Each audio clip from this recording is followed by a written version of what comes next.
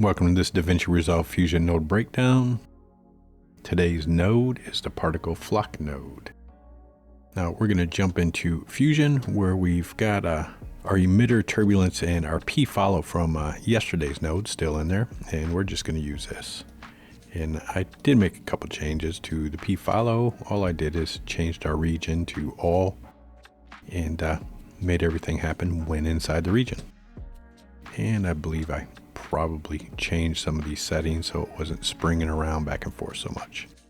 So what the P flock node does is it introduces organic behavior, kind of like birds or ants following something. So it seems like it's a little more motivated. The particle's a little more motivated other than just being moved around. So let's go ahead and add a P flock node. P flock, and we'll get it in there. And the first thing we're going to do is change our region.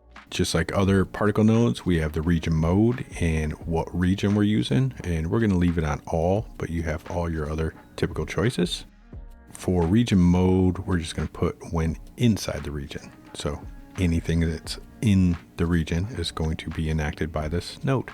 So let's go ahead and play, and let's start playing with our controls. So first up here, you have your flock number, which represents the number of particles that the affected particle is going to attempt to follow. So the higher value, the more clumping you're going to have, the lower value, less clumping. And you're really not going to see much until we start changing some of these other numbers, but I'll change this up to 12. And I'm going to skip follow strength, and the attract strength is how attracted it is to other particles. So if we start raising it, you can see it's going to start attracting to other particles.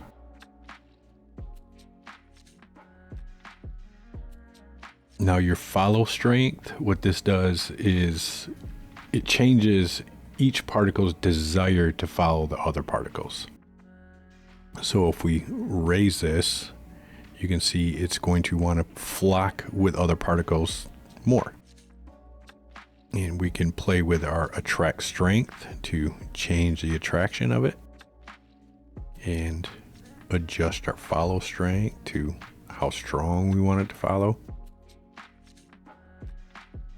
Now your repel strength it's not a distance, it's just how strong. If you notice these particles, when they start hitting each other, they kind of bounce and they start kind of shaking because they're bouncing, they're hitting each other. All this does is change that repel strength. So if it hits each other, how much is that going to bounce back? So you can see they start kind of twerking a little bit, whatever they're doing there. Down here, this is your space, meaning how close or how far your space is going to be between your particles. So if we drop this all the way down, you can see our space is getting smaller between, and we can change the upper level. So if we change these, you can see they're spreading apart more or staying closer together. And on your conditions right here, this is just your probability of those actually flocking together. So some may not, or all the way up, they all will. Now just know this node is dependent on the follow node. So without it, it's not going to do anything. So it's just your particles are just going to clump kind of into one random space. And with your P follow node, you can change with your follow direction on how these look and how they clump together. Then you can animate it and do what you want. So now the spring and the dampening that we went over on this follow node does make a difference to all this stuff too. So you can see if we start adding spring, our nodes are starting to, our particles are starting to bounce a little more. And if we kind of really crank that spring up, they're gonna go crazy and we're gonna lose them.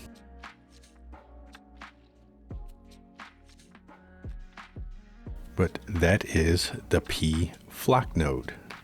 I will see you in the next node breakdown.